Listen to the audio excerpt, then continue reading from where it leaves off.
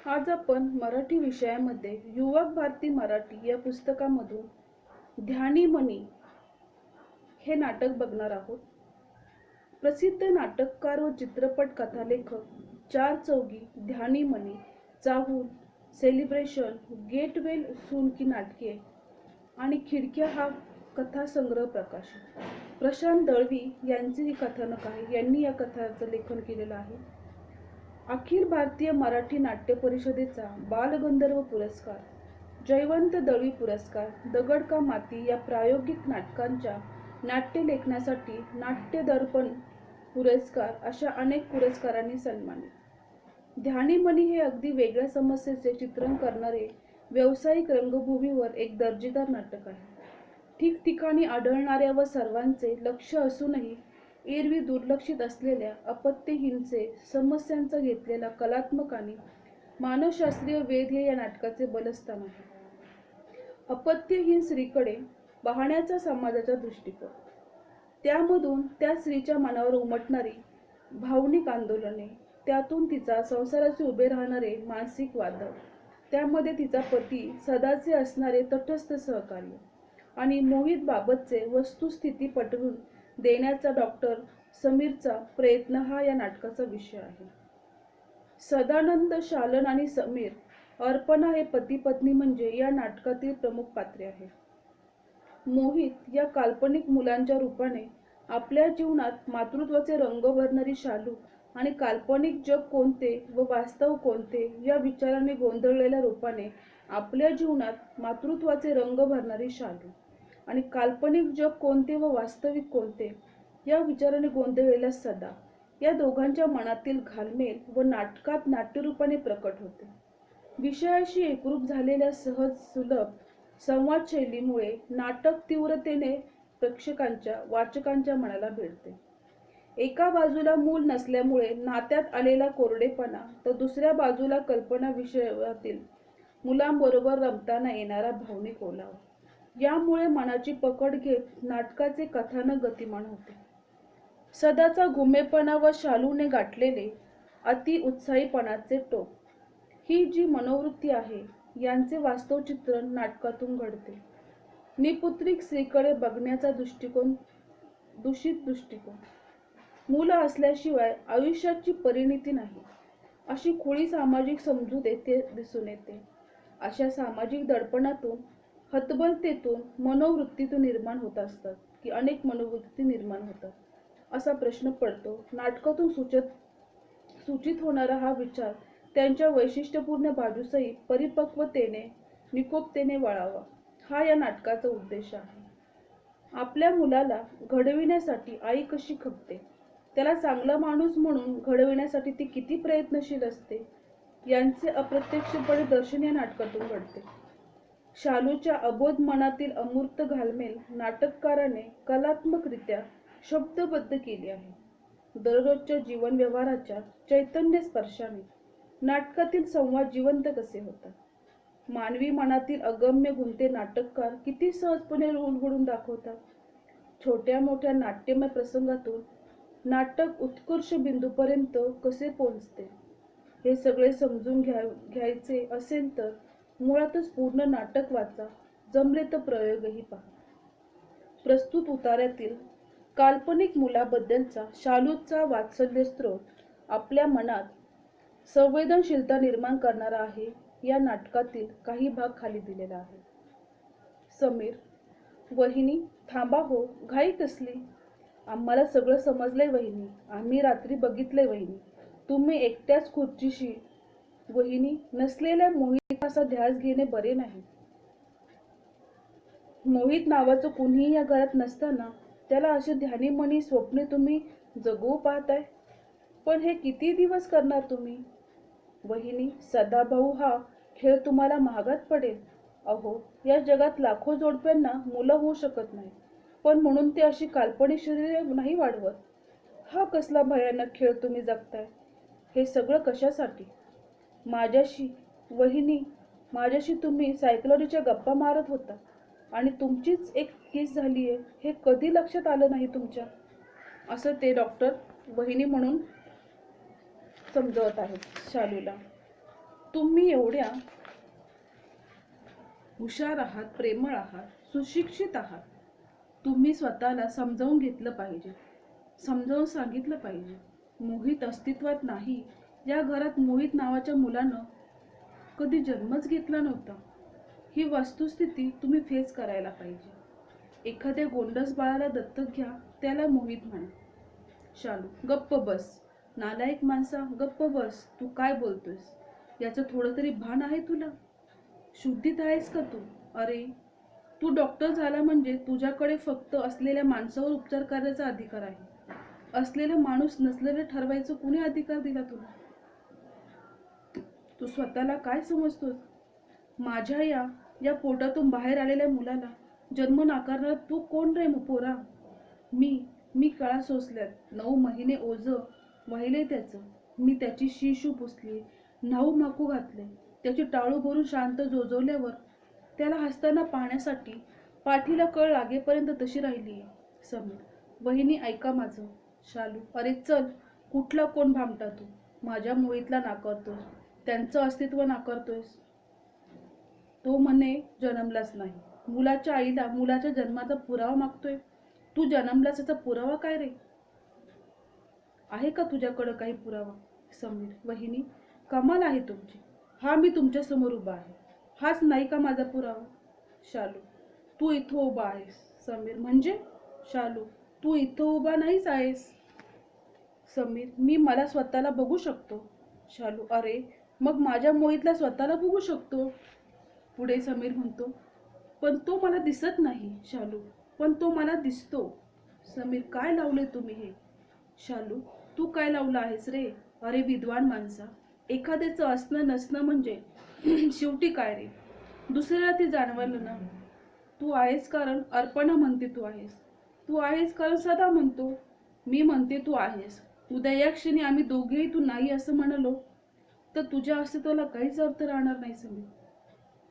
तसंच या घरात या आमच्या दोघांच्या विश्वात आम्ही दोघेही म्हणतोय आम्हाला मोहित नावाचा एक मुलगा आहे. म्हणजे तो असायलाच हवा की नाही?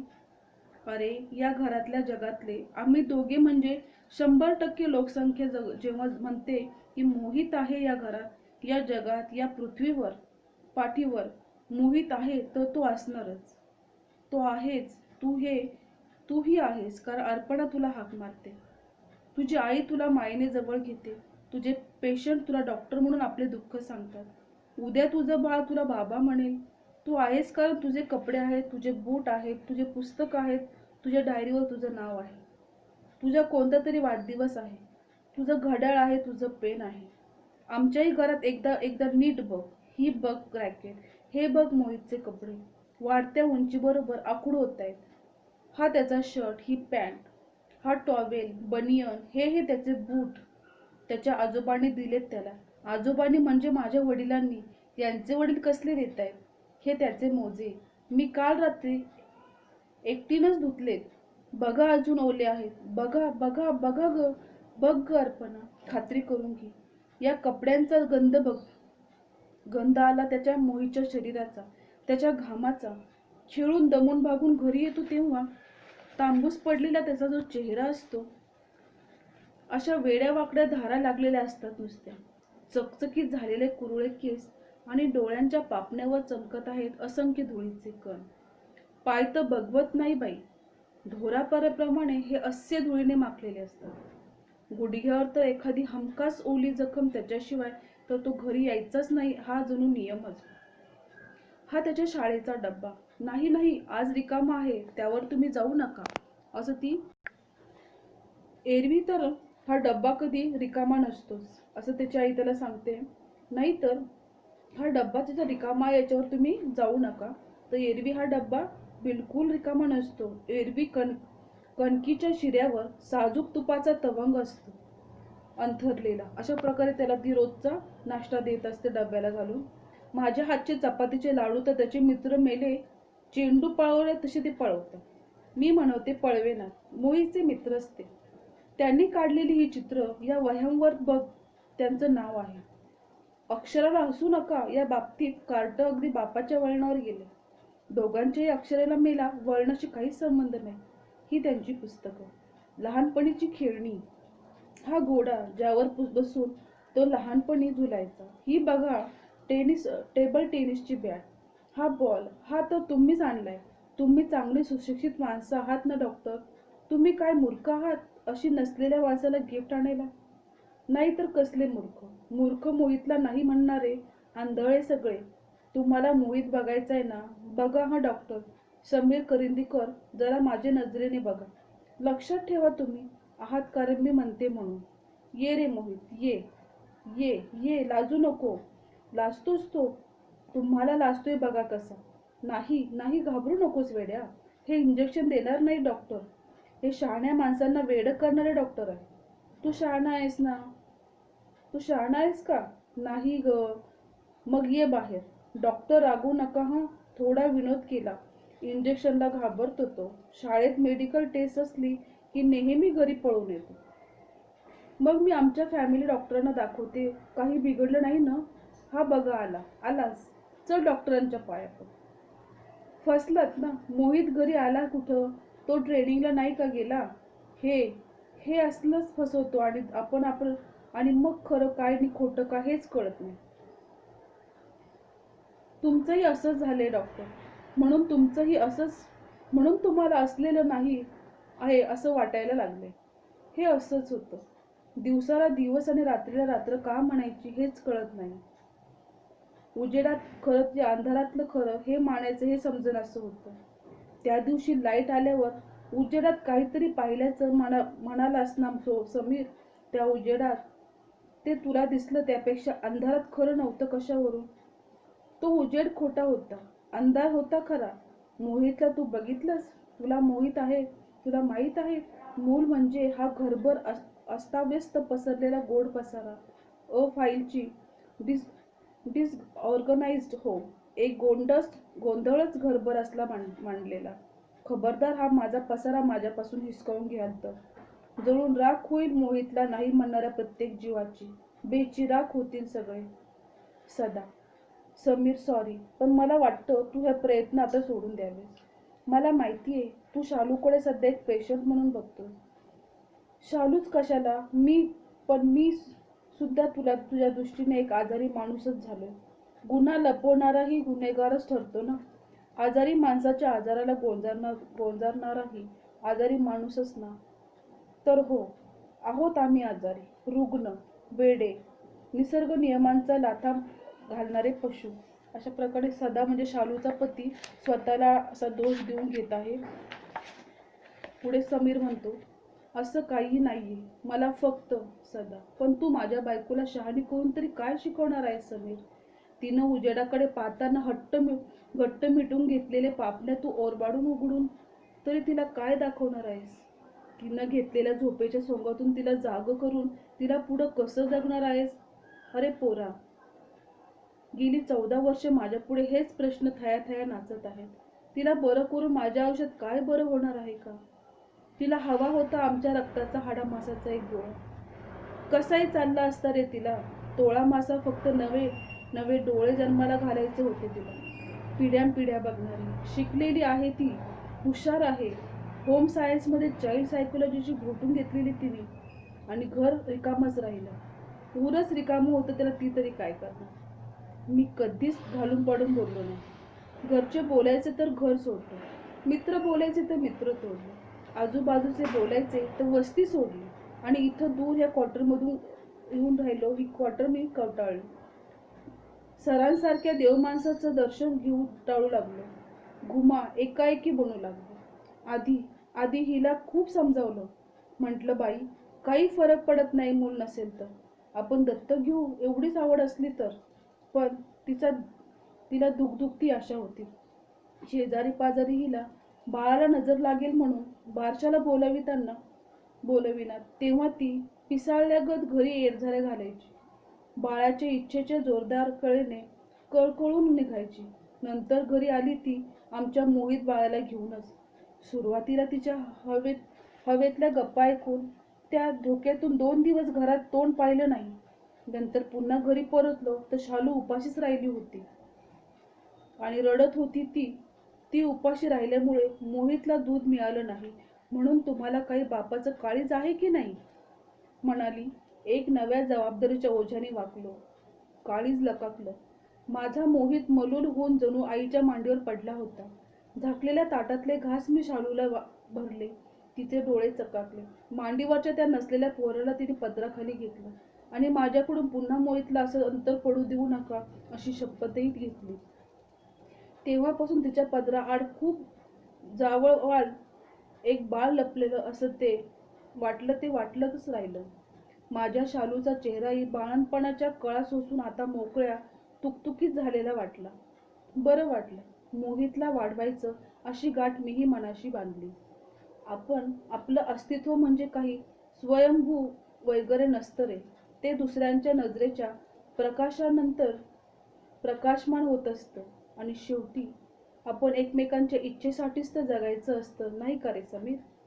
आणि इच्छेला शरीर असायलाच हवं का?